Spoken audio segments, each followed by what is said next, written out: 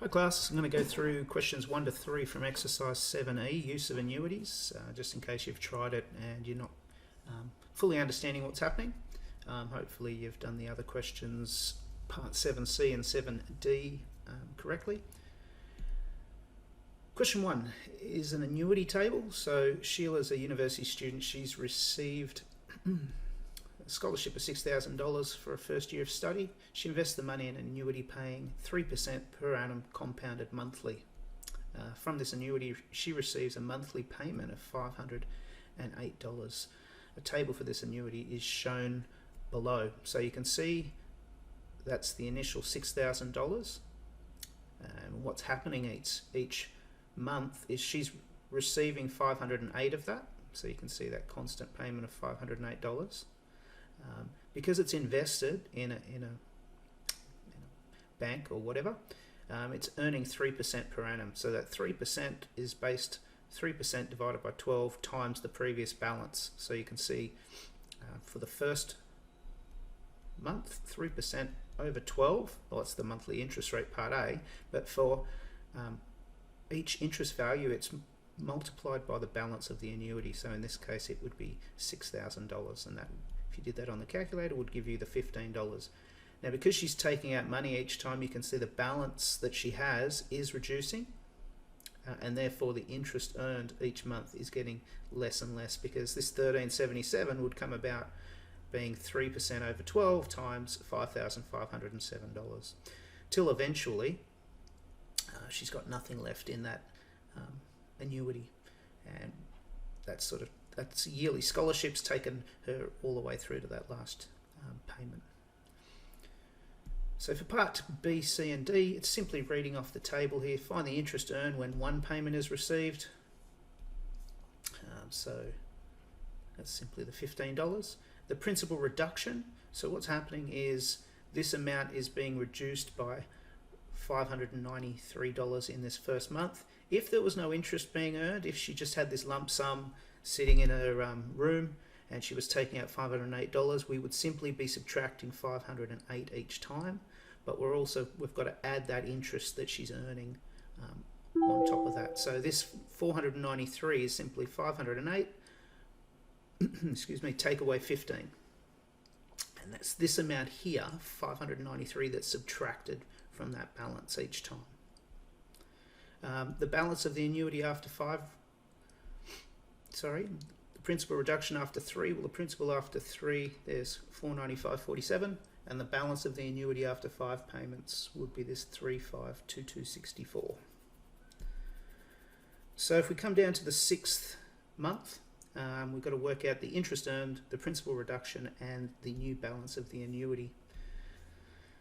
So the interest will be 3% over 12 of the previous balance, $3,522.64.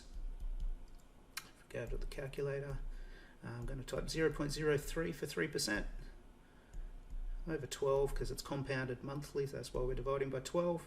$3,522.64 gets us a payment of $8.81, just rounding that correct to the nearest cent. So part B, what is the reduction? Well, then it'll be $508. That's what the normal reduction is, but we're going to, because of this $881 interest, we're going to take that away, and her annuity will come down in value by $499.19, and you can see that value fits nice and comfortably between those two. For part C, what is the new balance? Well, we're going to take $3,522.64 and subtract the $499.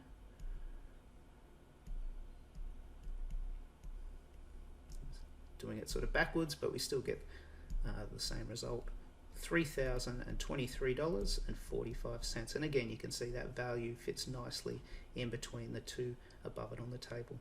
So that procedure is just continued on and on and on, and as you can see, the interest is getting less and less because the balance is getting less and less, till eventually she's used up all the money in that annuity, and hopefully she either graduates or she gets a new scholarship the next year. Now part Part I, J, K and M, I won't go through them fully, but the annuity has been increased in value up to 6%. So she was getting 3%, now she's getting 6%. So the only thing that's really going to change there is that it'll be 6% over 12. If you like, you can use 0.5%, but either way, if we just do it as an example, the first interest payment, so it'll be 6% over 12.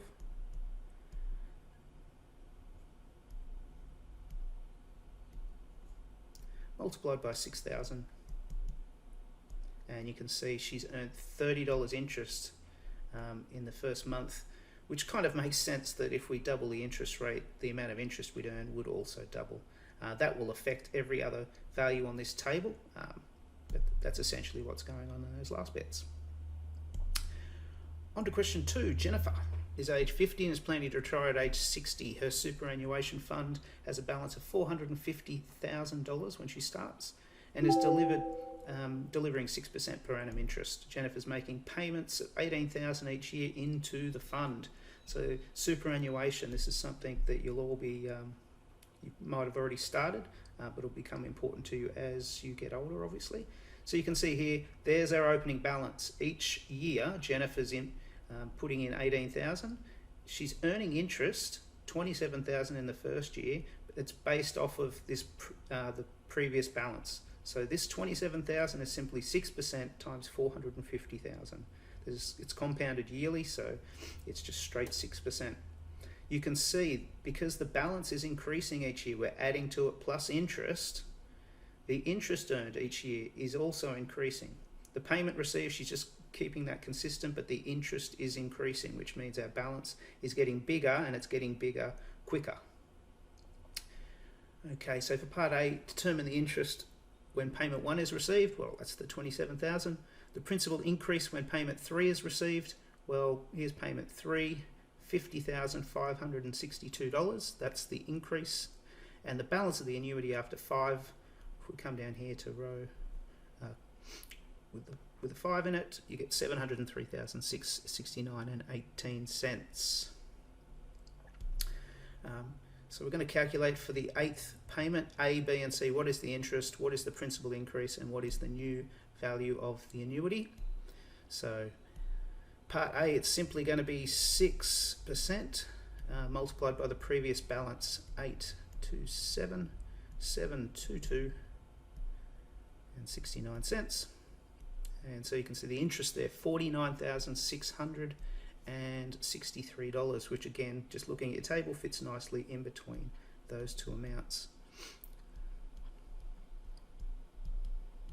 Part B, what is the principal increase? Well, in this case, the principal increase is the interest earned plus the payment received. It's going on to the annuity each time. So we can simply add 18,000 to our answer, part A, and you can see in this particular year, 67,663.36 is the increase. And part C, the new balance of the annuity, if we add that to the previous 82772269, so the new value will be $895,386.05.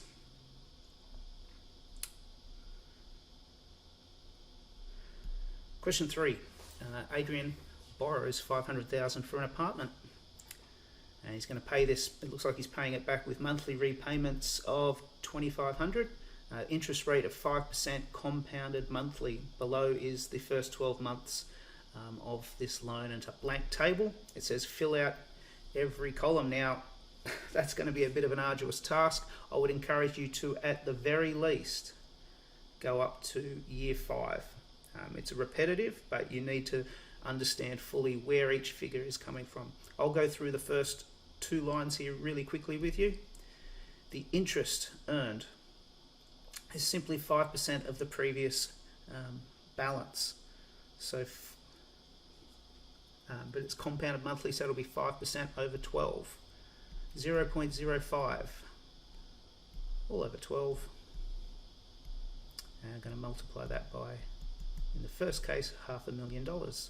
And you can see for the first month, we'll just make that an 8, $2,083.33. Now the principal reduction, it's going to come down by the difference between these two. He's making a repayment, but interest is being added by the bank. So the loan is only coming down by $416. If there was no interest from the bank, the balance would come down by $2,500 every month. But that's the money that the bank earns each month for giving you the money when you want it. So the new balance of the loan will be $500,000 minus the $416.67. And you can see there $499,583.33. When we come to number 2, the $2,500 repayment, that's going to stay consistent. Obviously you can increase that to pay loans off quicker.